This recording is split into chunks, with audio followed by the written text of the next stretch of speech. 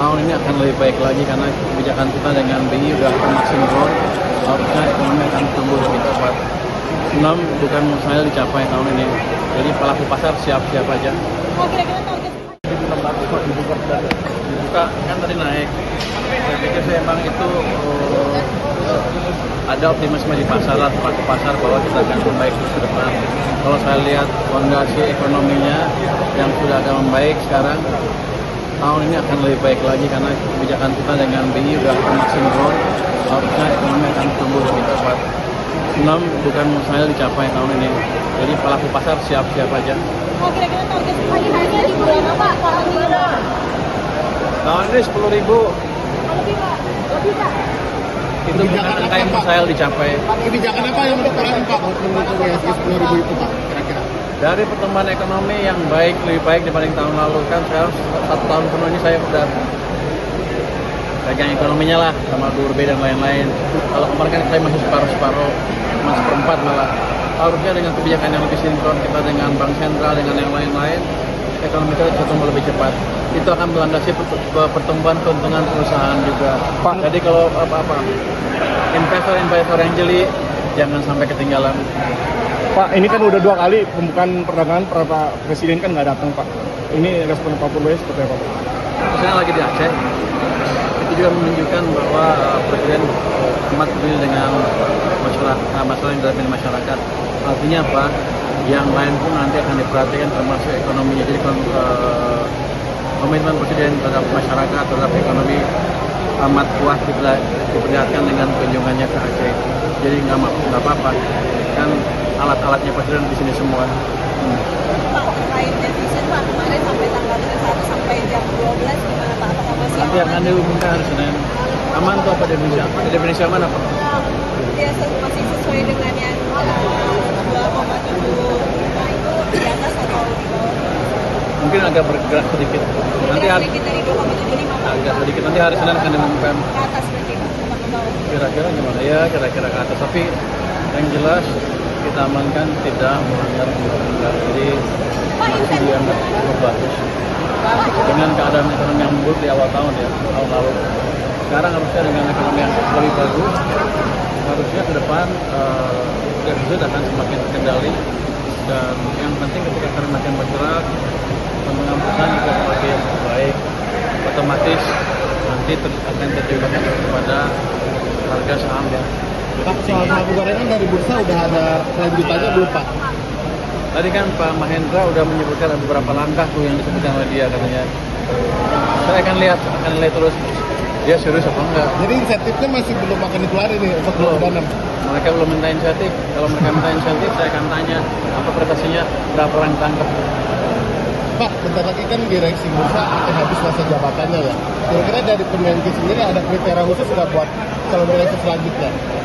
Oh, dia harus bisa nanti pasar dan bisa mengembangkan base dari investor retail dan institusi di sini. Dan yang paling penting adalah mereka harus punya komitmen yang kuat untuk membersihkan pasar dari para penggoreng saham yang kurang bertanggung jawab. Pak, kemarin Bapak mengikuti rapat koordinasi bencana di Aceh, Pak. Rapat koordinasi bencana di Aceh kan kemarin Bapak ikut. Itu bagaimana Pak kemarin mendengar laporan dari kepala daerah? Oh, kan informasinya udah tahu semua kan. Daerah ini masih sekian, ini sekian, banyak sekian, perlu apa. Nah, yang menekankan aja dan memastikan uangnya siap.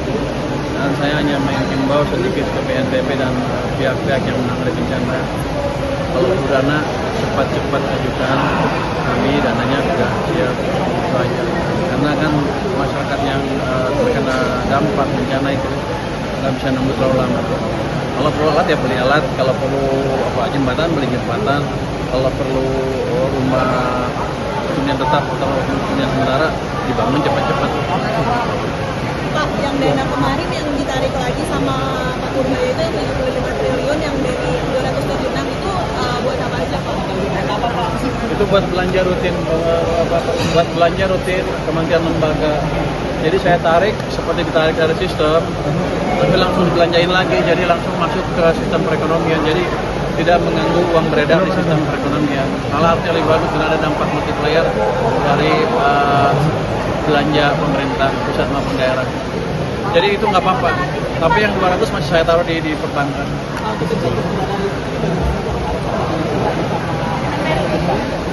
Kemarin. Tanggal berapa? Ya mungkin belum sampai ke saya suratnya. Saya belum baca suratnya, saya belum tahu, saya akan diskusikan. Cukup ya? Kita awali dengan informasi pertama terlebih dahulu, pemirsa, di mana tahun 2025 menjadi salah satu periode paling bergejolak sekaligus bersejarah bagi pasar saham Indonesia. Sepanjang tahun, indeks harga saham gabungan mencatat lonjakan signifikan, berhasil mencetak rekor tertinggi sepanjang sejarah atau all time high sebanyak 24 kali. 2025 menjadi salah satu periode paling bergejolak sekaligus bersejarah bagi pasar saham Indonesia. Indeks harga saham gabungan membuka tahun dengan tekanan berat, sempat 2 kali dihentikan perdagangannya sebelum akhirnya bangkit dan mencetak rekor demi rekor pada paruh kedua tahun ini. Perjalanan IHSG sepanjang 2025 memperlihatkan betapa sensitifnya pasar terhadap sentimen global, dinamika politik domestik, hingga ekspektasi kebijakan fiskal dan arus modal asing. IHSG mengawali 2025 dalam bayang-bayang ketidakpastian global. Kebijakan tarif impor yang kembali digulirkan Presiden Amerika Serikat Donald Trump memicu kekhawatiran perang dagang jilid baru. Narasi tersebut langsung menekan aset berisiko termasuk saham-saham di negara berkembang. Tekanan global itu tercermin dari derasnya arus keluar dana asing, membuat IHSG bergerak volatil dan cenderung melemah sejak Januari hingga awal Maret. Puncak kepanikan pasar terjadi pada 18 Maret 2025. IHSG ambruk tajam pada sesi 1 perdagangan dan sempat merosot 5,02% ke level 6.146, memaksa Bursa Efek Indonesia memberlakukan trading halt selama 30 menit. Ini menjadi trading halt pertama IHSG sepanjang 2025. Belum genap sebulan, guncangan kembali terjadi. Pada 8 April 2025, tepat di hari pertama perdagangan setelah libur panjang Idul Fitri, IHSG sempat anjlok hingga 9,19% di pembukaan. BEI pun kembali menghentikan perdagangan selama 30 menit. Sentimen IHSG memasuki fase yang jauh lebih konstruktif pada Agustus. Pada 14 Agustus 2025, IHSG melampaui rekor tertinggi yang terakhir disentuh pada September 2024.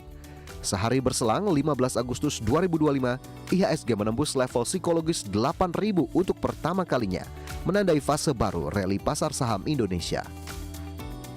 Namun euforia tersebut tidak bertahan lama. Menjelang akhir Agustus hingga awal September, IHSG kembali tertekan akibat aksi demonstrasi besar-besaran di Jakarta dan sejumlah kota besar. Kepercayaan investor terguncang setelah eskalasi politik yang dipicu insiden bentrokan saat demonstrasi di depan gedung DPR. Pada 29 Agustus 2025, IHSG sempat anjlok hingga 2,3% secara intraday sebelum menutup perdagangan dengan pelemahan 1,53%. Tekanan berlanjut pada awal September dipicu kabar reshuffle kabinet pemerintahan Prabowo Gibran yang menyeret nama Menteri Keuangan Sri Mulyani Indrawati. Pasar mulai menemukan titik balik pada pertengahan September. Setelah pengunduran diri Sri Mulyani, pemerintah pun menunjuk Purbaya Yudi Sadewa sebagai Menteri Keuangan baru. Pada 12 September 2025, IHSG mencatat rebound setelah tertekan beberapa hari sebelumnya. Pasar merespons positif pernyataan Purbaya soal suntikan dana 200 triliun rupiah ke bank-bank himbara serta komitmen meningkatkan belanja pemerintah. Optimisme kembali menguat pada 23 September 2025. IHSG berhasil mencetak all-time high baru, didorong rally saham-saham konglomerat dan maraknya aksi korporasi. Momentum ini berlanjut hingga kuartal 4. Sepanjang semester 2 2025, IHSG mencatat lebih dari 20 kali rekor tertinggi, menegaskan kuatnya minat investor terhadap pasar saham domestik. Puncaknya terjadi pada 11 Desember 2025, ketika IHSG menorehkan rekor tertinggi di level 8.776 di tengah rally lanjutan saham konglomerat dan ekspansi bisnis emiten besar. Menjelang akhir tahun, IHSG bergerak lebih volatil dan cenderung konsolidatif seiring aksi ambil untung dan menurunnya aktivitas perdagangan jelang libur Natal dan Tahun Baru. Meski demikian, IHSG tetap bertahan di level tinggi, menutup 2025 sebagai salah satu tahun paling dinamis dalam sejarah pasar modal Indonesia. Secara keseluruhan, indeks harga saham gabungan mencatat lonjakan signifikan sepanjang 2025 dengan kenaikan lebih dari 20%. Indeks harga saham gabungan berhasil mencetak rekor tertinggi sepanjang sejarah atau all-time high sebanyak 24 kali, dengan rekor penutupan tertinggi terakhir terjadi pada awal Desember 2025. Jakarta, Tim Riset IDX Channel.